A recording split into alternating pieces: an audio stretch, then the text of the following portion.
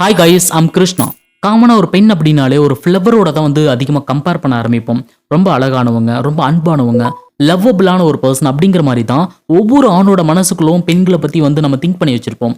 ஒரு ஆண் ஹை வேல்யூவான ஆண் அப்படின்னு சொல்லி எப்படி ஒரு சில ஆட்டிடியூடெல்லாம் வச்சு நம்ம ஃபிக்ஸ் பண்ணுறோமோ, அதே மாதிரி ஹை வேல்யூவான உமன் அப்படின்னு சொல்லி இருக்கவே செய்கிறாங்க.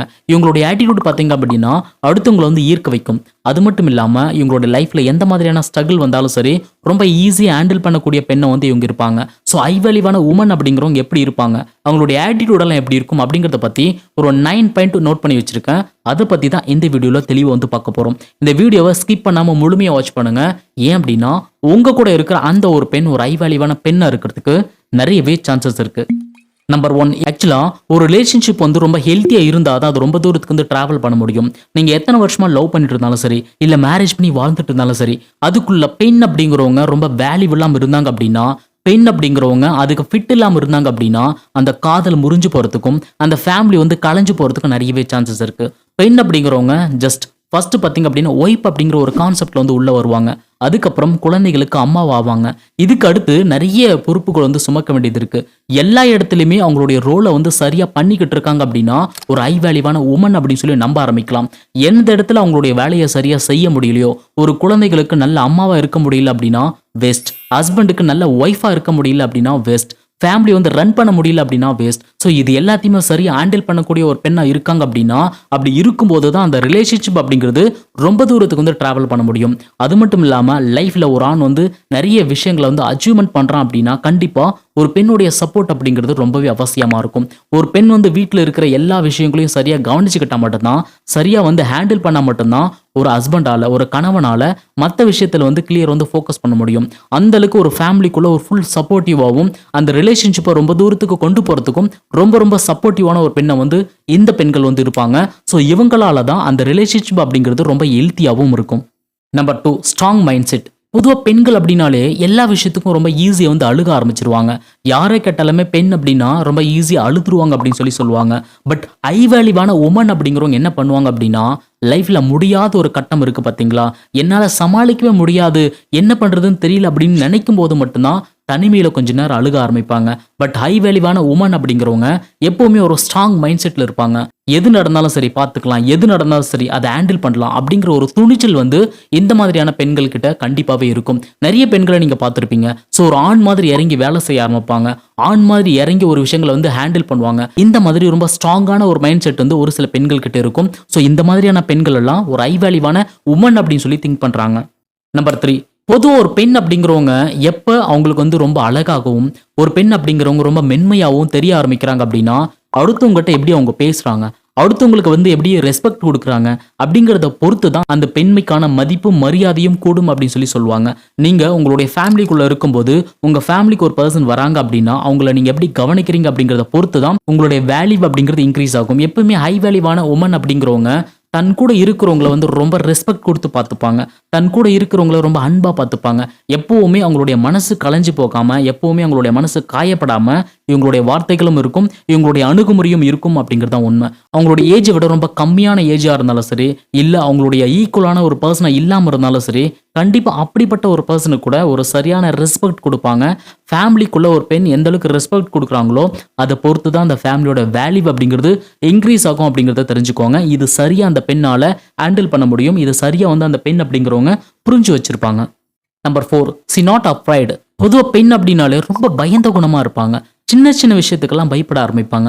சிம்பிளா சொல்ல போனா வீட்டில் இருக்கிற கரப்பாம்பூச்சிக்கு கூட பெண்கள் பயப்படதை நம்ம பார்த்துருப்போம். பட் ஹை வேல்யூவான உமன் அப்படிங்கிறவங்க எதுக்காகவும் லைஃப்ல அவ்வளவு சீக்கிரம் பயப்பட மாட்டாங்க. எதுவா இருந்தாலும் சரி துணிச்சு செய்யலாம் அப்படிங்கிற ஒரு மைண்ட் செட் அப்படிங்கிறது அந்த மாதிரியான பெண்களுக்கு இருக்கவே செய்யும். வீட்டில் அதாவது ஏதாவது ரொம்ப கிரிட்டிக்கலான ஒரு சுச்சுவேஷன் இருக்கு அப்படின்னா பொதுவான பெண்கள் வீட்டில் உட்காந்து அழுக ஆரம்பிப்பாங்க. என்ன பண்றதுன்னே தெரியலே அப்படிங்கிற மாதிரி அவங்களுடைய வேதனைகளையும் அவங்களுடைய முயற்சிகளையும் கண்ணீரால மட்டும்தான் ஷோ பண்ணுவாங்களே தவிர வேற எந்த ஒரு எஃபெக்டும் பண்ண மாட்டாங்க. பட் ரொம்ப ஸ்ட்ராங்கா ரொம்ப ஹை வேல்யூவான உமன் என்ன பண்ணுவாங்க அப்படின்னா அதை எப்படி ஹேண்டில் பண்ணலாம் அப்படிங்கிற விஷயத்த திங்க் பண்ண ஆரம்பிப்பாங்க. அதுக்கான சொல்யூஷன் தேட ஆரம்பிப்பாங்க. லைஃப்ல பயம் அப்படிங்கிறது இந்த மாதிரியான பெண்களுக்கு இருக்கவே இருக்காது. Number 5, she make a right decision. உங்களுக்கு ஒன்று தெரியுமா, பெண்கள் அப்படிங்கிறவங்க தன்னுடைய வாழ்க்கையில நிறைய இடத்துல சரியான முடிவுகள் வந்து எடுப்பாங்க. பட் இதுவே ஆண்கள் பார்த்தீங்க அப்படின்னா அந்த அளவுக்கு சரியான முடிவுகள் எடுக்க முடியாது. சில இடத்துல மிஸ்டேக் ஆகிறதுக்கு நிறைய சான்சஸ் அப்படிங்கிறது இருக்கவே செய்யுது. இதெல்லாம் எப்படி நடக்குது அப்படின்னா, ஆண் அப்படிங்கிறவங்க எப்பவுமே தன்னுடைய லைஃப்ல ஒரே மாதிரியான ஒரு பாயிண்ட் ஆஃப் வியூவில் மட்டும்தான் திங்க் பண்ணுவாங்க. பட் பெண்கள் அப்படிங்கிறவங்க அந்த மாதிரி கிடையாது. ஒரு விஷயத்த 4 விதமா திங்க் பண்ணுவாங்க.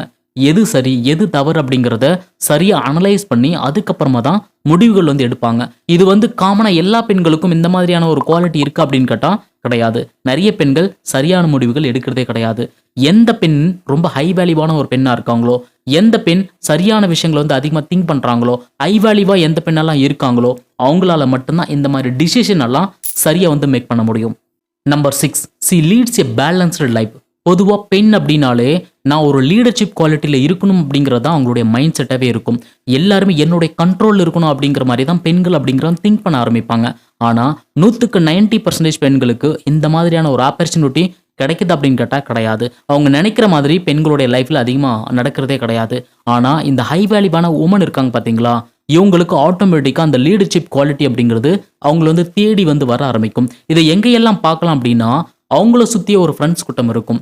அவங்களுக்குள்ள ஏதாவது பிரச்சனை வருது அப்படின்னா அதை சரிப்படுத்திக்கிறதுக்காக, அதுக்கு சரியான சொல்யூஷன் வந்து தெரிஞ்சுக்கணும் அப்படிங்கிறதுக்காக அந்த பெண்கள் அதை வந்து தேட ஆரம்பிப்பாங்க. அவங்க கிட்ட தான் வந்து ஆலோசனை அப்படிங்கிறத கேட்க ஆரம்பிப்பாங்க. இது ஜஸ்ட் ஃப்ரெண்ட்ஸ் சர்க்கிளில் மட்டும் கிடையாது, அவங்களுடைய ஃபேமிலிக்குள்ளவே அவங்களுடைய ஹஸ்பண்டுக்கு ஒரு பிரச்சனை அப்படின்னாலும் யார்கிட்டையுமே சொல்லாமல் ஃபஸ்ட்டு தன்னுடைய ஒய்ஃப் கிட்ட தான் சொல்லி அதுக்கான சஜஷன் என்ன, அதுக்கான சொல்யூஷன் என்ன அப்படிங்கிறத கேட்க ஆரம்பிப்பாங்க. இந்த மாதிரி பெண்களுக்கு ரொம்ப லீடர்ஷிப் குவாலிட்டி அப்படிங்கிறது ரொம்பவே பிடிக்கவே செய்யும். இது பெண்கள் எதிர்பார்க்கறது. ஆனால் ஹை வேல்யூவான உமனுக்கு அந்த லீடர்ஷிப் குவாலிட்டி அப்படிங்கிறது அவங்களே வந்து தேடி வர ஆரம்பிக்கும். ஸோ இவங்களுடைய முடிவுகளும் இவங்களுடைய வார்த்தைகளுக்காகவும் நிறைய பேர் வந்து வெயிட் பண்ணிட்டு இருப்பாங்க. இந்த மாதிரி உங்களுடைய வார்த்தைகளுக்காக நிறைய பேர் வெயிட் பண்ணிட்டு இருக்காங்க அப்படின்னா கண்டிப்பாக உங்ககிட்ட ஒரு ஹை வேல்யூவான ஒரு பவர் அப்படிங்கிறது இருக்கு அப்படிங்கிறத தெரிஞ்சுக்கோங்க. Number 7, she is a good listener. பொதுவாக பெண்கள் அப்படின்னா நிறைய பேசுவாங்க. பெண்களுக்கு பேசுறது அப்படிங்கிறது ரொம்பவே பிடிக்கும். அதுவே ஆணை எடுத்துக்கிட்டிங்க அப்படின்னா லிசன் பண்ணுறதும் கவனிக்கிறதும் ரொம்ப பிடிக்கும். ஆனால் எந்த பெண் ரொம்ப ஹை வேல்யூவாக இருக்காங்களோ, எந்த பெண் ரொம்ப வந்து பவர்ஃபுல்லான ஒரு பெண்ணாக இருக்காங்களோ, இந்த மாதிரியான பெண்கள் வந்து அவ்வளோ சீக்கிரம் அதிகமாக பேச மாட்டாங்க. எப்போவுமே நம்ம பேசும்போது நம்மக்கிட்ட இருக்கிற நாலேஜ் அப்படிங்கிறது அடுத்தவங்களுக்கு ஷேர் ஆகிக்கிட்டே இருக்கும். அது மட்டும் இல்லாமல் நம்மளுடைய கட்ஸ் என்ன, நம்மளுடைய பவர் என்ன அப்படிங்கிறது அடுத்தவங்க தெரிஞ்சுக்கிறதுக்கும் நம்ம பேசுறது தான் ரொம்ப ரொம்ப முக்கியமான ஒரு காரணம். யார் ரொம்ப சைலண்டாக இருக்காங்களோ, யார் ரொம்ப கம்மியாக பேசுகிறாங்களோ அவங்க ரொம்ப பவர்ஃபுல்லாக இருப்பாங்க அப்படிங்கிறது தான் உண்மை. ஸோ இந்த ஹை வேல்யூவான உமன் அப்படிங்கிறவங்க என்ன பண்ணுவாங்க அப்படின்னா எப்பவுமே ஃபர்ஸ்ட் பேச மாட்டாங்க. அடுத்தவங்க என்ன பேசுறாங்க அப்படிங்கிறத ஃபர்ஸ்ட் லிசன் பண்ணுவாங்க. உண்மை என்ன அப்படின்னா நம்ம எப்பவுமே பேசும்போது நம்மளுடைய வார்த்தைகள் அப்படிங்கிறது அந்த அளவுக்கு வந்து ரொம்ப பவரா இருக்காது. ஒரு பர்சன் பேசி முடிச்சதுக்கு அப்புறமா நாம பேசுற வார்த்தை அப்படிங்கிறது ரொம்ப வேல்யூவா இருக்கும். நம்ம பேசும்போது நிறைய விஷயங்களை தெரிஞ்சு வச்சிருப்போம். அதை எப்படி பேசலாம், எப்படி ஹேண்டில் பண்ணலாம் அப்படிங்கிறத தெரிஞ்சுக்கிட்டு நம்ம பேசும்போது நம்மளுடைய வார்த்தை அப்படிங்கிறது ரொம்ப பவர்ஃபுல்லா இருக்கும். ஸோ இந்த மாதிரி ஒரு ட்ரிக்கை வந்து ஹை வேல்யூவான உமன் அப்படிங்கிறவங்க ஃபாலோ பண்ணுவாங்க. ஃபர்ஸ்ட் லிசன் பண்ணுவாங்க, அதுக்கப்புறமா தான் பேசவே ஆரம்பிப்பாங்க. Number 8, she is more kindly. ஆக்சுவலாக ஒரு பெண் அப்படின்னாலே இந்த ஒரு குவாலிட்டி அப்படிங்கிறது ரொம்பவே அவசியம். இந்த குவாலிட்டி இருந்தால் தான் நீங்கள் பெண் அப்படின்னே மதிக்கப்படுவீங்க. நீங்கள் எந்த அளவுக்கு ஸ்ட்ராங்காக இருந்தாலும் சரி, எந்த அளவுக்கு பவர்ஃபுல்லாக இருந்தாலும் சரி, எந்த அளவுக்கு வேல்யூவாக இருந்தாலும் சரி, அதுக்கு எல்லாத்துக்குமே கிடைக்காத ஒரு ரெஸ்பெக்டும் ஒரு மரியாதையும் இதுக்கு கிடைக்கும். அதாவது ரொம்ப அன்பாக இருப்பாங்க, ரொம்ப கைண்ட்லி வந்து பேசுவாங்க. இவங்க கிட்ட யார் பேசினாலும் சரி இன்னும் கொஞ்சம் நேரம் பேசலாம் அப்படிங்கிற ஒரு தாட்டை வந்து வர வைக்கும். ஸோ இந்த மாதிரியான பெண்களுடைய பேச்சில் ஒரு காந்தம் இருக்கும் அப்படின்னு சொல்லி சொல்கிறாங்க. இப்படிப்பட்ட பெண்களுடைய வேல்யூ அப்படிங்கிறது இன்க்ரீஸ் ஆகிக்கிட்டே இருக்கும். இவங்களை சுற்றி ஒரு கூட்டம் அப்படிங்கிறது இருந்துகிட்டே இருக்கும். ஸோ இந்த மாதிரி எப்பவுமே ஒரு பெண் கிட்ட ஒரு வேல்யூ இருக்கு அப்படின்னா சீரியஸாக இந்த பெண்கள் வந்து ஒரு ஹை வேல்யூவான பெண்கள் அப்படிங்கிறத தெரிஞ்சுக்கோங்க. லாஸ்ட் ஒன் ரொம்ப ரொம்ப முக்கியமானது. பெண்கள் அப்படின்னாலே ரொம்ப அமைதியாக இருப்பாங்க அப்படிங்கிற மாதிரி தான் எல்லா ஆண்களுமே வந்து மக்கள் வந்து திங்க் பண்ண ஆரம்பிக்கிறாங்க. எஸ், பெண்கள் அப்படின்னா அமைதியாக தான் இருப்பாங்க. பட் எந்த பெண்கள் ரொம்ப ஹை வேல்யூவாக இருக்காங்களோ அந்த பெண்கள் வந்து தன்னுடைய தேவை என்னவா இருக்கோ, எனக்கு எது ரொம்ப அவசியமாக இருக்கோ அதுக்காக வந்து போராட ஆரம்பிப்பாங்க. அதை போராடி அதை வந்து கைப்பிடிக்கணும் அப்படிங்கிற ஒரு தாட், ஒரு மைண்ட் செட் அப்படிங்கிறது அவங்க கிட்ட இருந்துகிட்டே இருக்கும். உங்களுக்கு புரியுற மாதிரி சொல்லணும் அப்படின்னா 100 வருஷத்துக்கு முன்னாடி பெண்கள் அப்படிங்கிறவங்க ஜஸ்ட் குக் பண்ணுறதுக்கு மட்டும்தான் அப்படிங்கிற மாதிரி நம்ம திங்க் பண்ணியிருந்தோம். பட் இன்னைக்கு பெண்கள் தொடாத பிளேஸே கிடையாது, பெண்கள் செய்யாத வேலையே கிடையாது.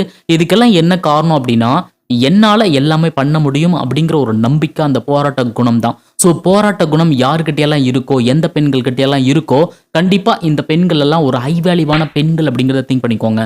இன்னைக்கு அவங்க கிட்ட அந்த போராட்டம் இருந்ததுனால தான் இன்னைக்கு வாழ்க்கையில அவங்களுடைய வாழ்க்கையிலேயா இருந்தாலும் சரி, இல்ல சமுதாயத்திலேயா இருந்தாலும் சரி நிறைய மாற்றங்கள் வந்து உருவாக்கியிருக்காங்க.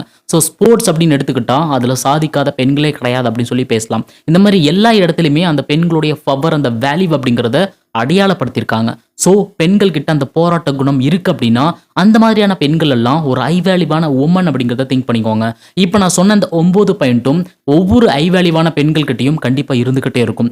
உங்ககிட்ட உங்களுடைய காதலியோ இல்லை உங்களுடைய மனைவியோ யாரை வேணாலும் இருக்கலாம், அவங்க கிட்ட இந்த மாதிரி ஒரு ஆட்டிடியூட் எல்லாம் இருக்கு அப்படின்னா கண்டிப்பா நீங்க லக்கியஸ்ட் பர்சன் அப்படிங்கறத தெரிஞ்சுக்கோங்க. நீங்க ஒரு இடத்துல ஸ்ட்ரகிள் ஆகும்போதோ இல்ல நீங்க வந்து உங்களுடைய லைஃப் ரொம்ப லோவா திங்க் பண்ணும்போதோ அந்த மாதிரி இடத்துல எல்லாம் உங்களை பேலன்ஸ் பண்ணி லைஃப்ல மூவ் பண்ண வைக்கிறதுக்கு இந்த மாதிரியான பெண்கள் உங்களுடைய வாழ்க்கையில ரொம்பவே சப்போர்ட் பண்ணுவாங்க. ஸோ நீங்க லக்கி பர்சன் அப்படி சொல்லி சொல்லலாம். இந்த மாதிரி ஒரு நல்ல வீடியோட நெக்ஸ்ட் உங்களை நான் சந்திக்கிறேன். தேங்க்யூ, பாய்.